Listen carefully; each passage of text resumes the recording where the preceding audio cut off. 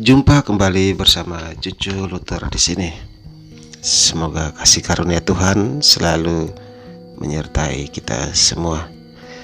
Nah, saudara-saudara yang terkasih dalam Tuhan kita Yesus Kristus, ada berita yang cukup menghebohkan dan mengagetkan tentunya, yang Cucu lihat dan lansir dari website ikatolik.net yang pada hari ini, hari Jumat ini, pada pukul 6 pagi menurunkan berita yang bertajuk tolak fatwa Vatikan, sejumlah pastor tetap akan memberkati pasangan sejenis.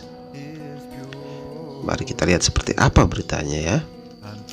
Sekelompok pastor Katolik Roma menolak Vatikan yang melarang pemberkatan pernikahan sesama jenis, mengatakan bahwa mereka akan tetap memberkati pasangan sesama jenis, dan hal ini bertentangan dengan perintah Gereja Katolik.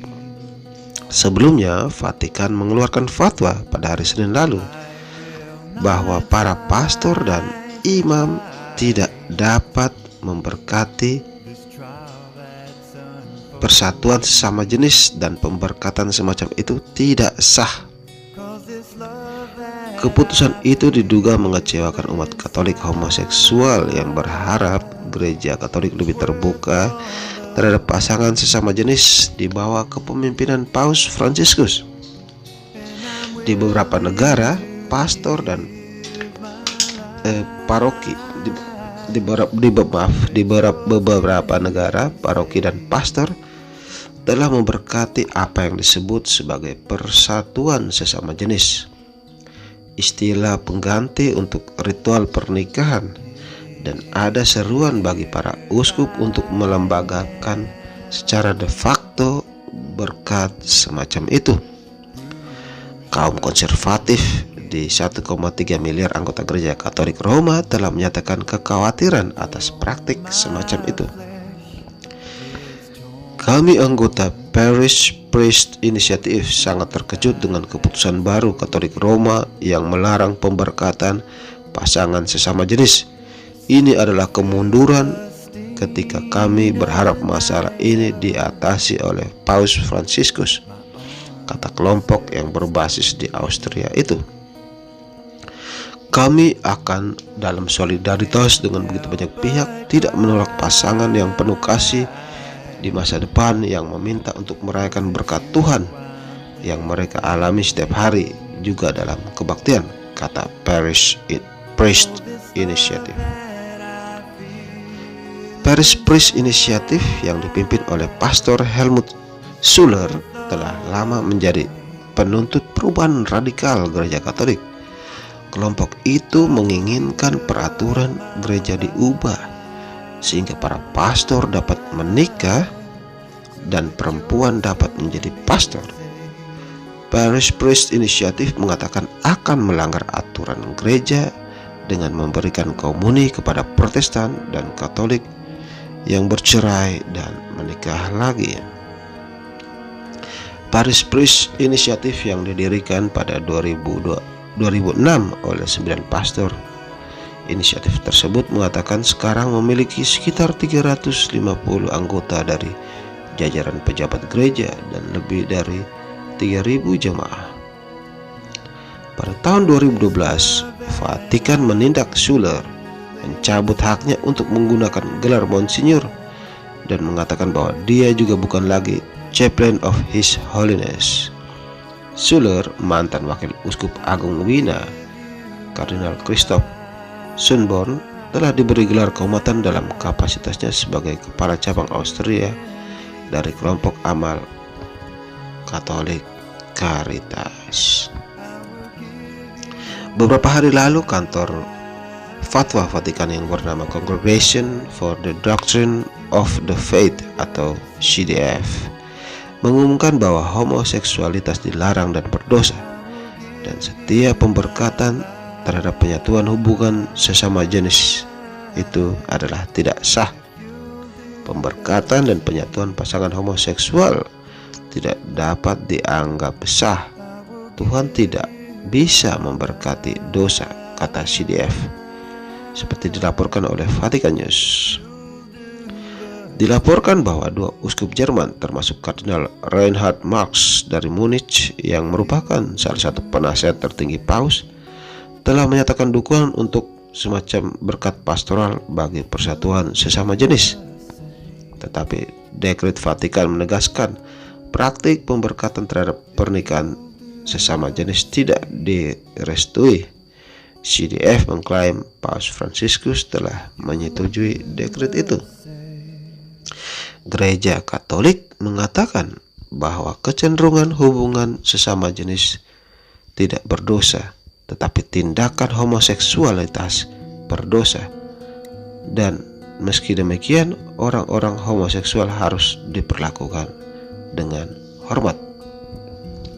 Tahun lalu, Vatikan segera mengklarifikasi komentar yang dikaitkan dengan Paus Fransiskus dalam sebuah film dokumenter yang menyeratkan bahwa Paus mendukung hukum pernikahan sesama jenis. Komentar yang dikaitkan dengan Paus dalam film tersebut membuat khawatir kaum konservatif. Wartawan kemudian menemukan bahwa dua kutipan terpisah sebagai tanggapan atas pertanyaan terpisah dari Paus Fransiskus disambung agar muncul sebagai satu pernyataan utuh dan menghapus konteks dan pertanyaan yang saling terkait. Vatikan menyebut pernyataan Paus Fransiskus diambil di luar konteks pertanyaan. Ya, demikianlah berita tersebut. Cucu mau memberikan tanggapan seperti ini. Orang-orang yang tergabung dalam Paris Initiative itu, menurut cucu mereka bukanlah Katolik. Karena apa? Seorang Katolik adalah orang yang memegang teguh ajaran-ajaran gereja.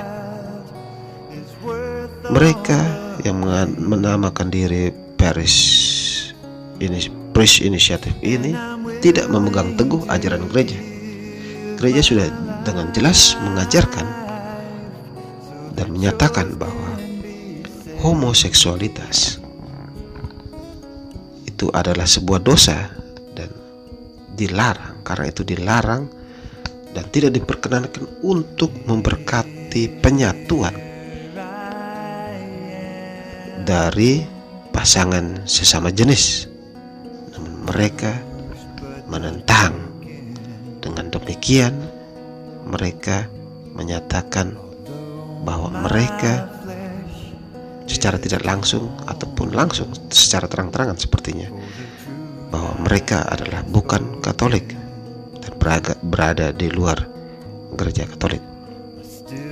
Karena itu kita jangan terkecoh. Kita tidak perlu merisaukan bahwa ada kaum Katolik yang bertindak seperti ini. Mereka sudah bukan Katolik lagi, karena mereka sudah tidak mau mengikuti ajaran gereja. Memang gereja tidak merestui atau tidak mau untuk menyatukan pasangan sesama jenis. Namun yang patut diingat di sini, gereja mengakui hak hidup dari orang yang merupakan homoseksual. Hak dia untuk hidup, hak dia untuk mendapatkan kehidupan yang lebih layak, hak dia untuk mendapatkan perlakuan yang sama di muka hukum dalam kehidupan bernegara. Gereja mengakui itu. Gereja mencintai individu-individu mereka, namun gereja tidak mentolerir perilaku homoseksual mereka. Seperti itu. Ya, ada kutipan bagus dalam buku berjudul Tubuh dalam Balutan Teologi, membuka selubung seksualitas tubuh bersama Paus Yohanes Paulus II, yang dieditori oleh Antonius Primus Sarjana Sastra. Dalam salah satu tulisan disebutkan bahwa ada disinggung tentang pengertian Kristen tentang penyimpangan seksual. Persatuan antara laki-laki dan perempuan yang dilembagakan melalui pernikahan melambangkan persatuan antara Yesus Kristus dengan gerejanya. Karena itu gereja melihat bahwa homoseksualitas pria tampaknya melambangkan pada level supernatural manusia yang mengasihi seseorang yang serupa dirinya, atau humanisme sekular, karena satu-satunya Allah dari manusia itu sendiri, dalam tanda petik ya. Ini adalah suatu penolakan terhadap ciri feminin dari gereja. Kristus tidak menikahi dirinya sendiri demi status atau kuasa, tetapi hanya kepada gerejanya. Betapapun baiknya hal-hal duniawi, dan walaupun hal-hal itu penting jika digunakan secara benar. Sementara lesbianisme menandakan sebuah gereja yang berbalik dari Tuhan untuk merangkul apa yang serupa dengan dirinya sendiri. Ia diciptakan dan bergantung pada persatuan dengan, dalam tanda petik, yang lain yang tidak sama dengan dirinya demi keturunan. Singkatnya, pemuja alam, penyembahan kepada Isis yang merupakan dewi kesuburan bangsa Mesir, atau ibu bumi dalam satu atau banyak bentuk kultural yang telah diambil oleh agama seperti itu. Baik dalam level natural maupun supernatural dari simbolisme, penyimpangan-penyimpangan itu membelokkan apa yang eksis untuk kelahiran hidup baru menjadi suatu penolakan yang menunjukkan kehilangan sebuah harapan, suatu keputusan yang berkaitan dengan masa depan. Yaitu adalah analisis mengenai penyimpangan-penyimpangan dalam hubungan antar manusia, yakni homoseksualitas yang dikaji dari pandangan kekristenan, yakni teologi tubuh. Jadi kembali kepada berita yang tadi Cucu bacakan, kita sebagai umat Katolik, umat Kristen, tidak perlu khawatir karena gereja masih memegang teguh pada ajaran-ajaran yang berlandaskan kitab suci, berlandaskan pada tradisi suci, di mana sejak dahulu gereja tidak pernah merestui perilaku homoseksualitas. Semoga Tuhan mencurahkan roh-Nya atas kita semua, sehingga kita dapat memahami dengan benar ajaran-ajaran gereja dan melaksanakannya dalam kehidupan kita sehari-hari. Baiklah, mungkin untuk sementara sekian dulu. Sampai ketemu dalam video-video Cucu yang lain. Jangan lupa like video ini, komen, lalu subscribe bagi yang belum subscribe, dan tolong di-share juga. Sampai ketemu dalam video-video yang lain. Semoga Tuhan memberkati kita. Shalom.